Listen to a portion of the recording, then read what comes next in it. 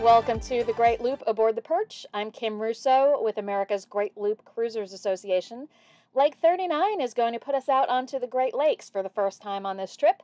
So we will be leaving Oswego, New York, there on the south shore of Lake Ontario, heading across that small portion of the lake, and then heading towards the Thousand Islands, and Clayton, New York will be our stop. So I'll tell you a little bit more about why we picked that stop as we cross the lake. But also as we cross the lake, there's not a whole lot to see on the track, so I'm going to show you some video here. That is Oswego and the marina we stayed at, and headed out towards the opening into Lake Ontario. That is the Oswego Pier Head Light, which welcomes you onto the lake.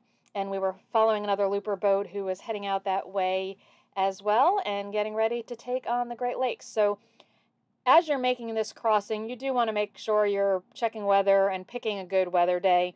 The waves can certainly kick up on Lake Ontario. We had a very lovely, calm crossing, so it was really a delight.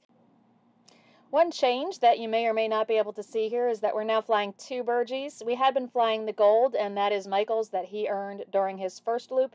We've added the white so that when I get my gold, I can actually have my own gold flag to raise. He'll be platinum by then, so he'll already be flying the platinum. So two Burgies on the bow now.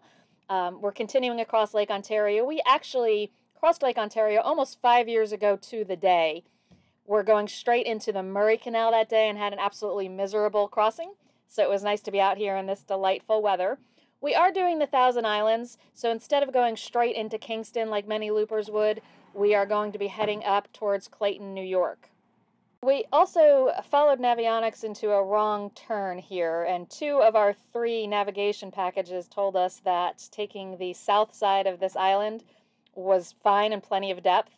We got in there and didn't like the depth, so you can see we turned around and worked our way back out and went on the north side of that island. After talking to some locals, that is definitely the preferred way to do it. So you can see some of the lovely scenery there. We are getting ready to turn into Clayton, and the Clayton Harbor Municipal Marina is an AGLCA sponsor and a wonderful place to tie up. The staff couldn't be friendlier, and it is a very short walk into Clayton. I absolutely fell in love with Clayton. It is one of my favorite stops. It's a very small town, so extremely walkable, lots of shops and restaurants, and I'll be covering that in our Great Loop Lifestyles video about the Thousand Islands. In the meantime, here is our track for this trip.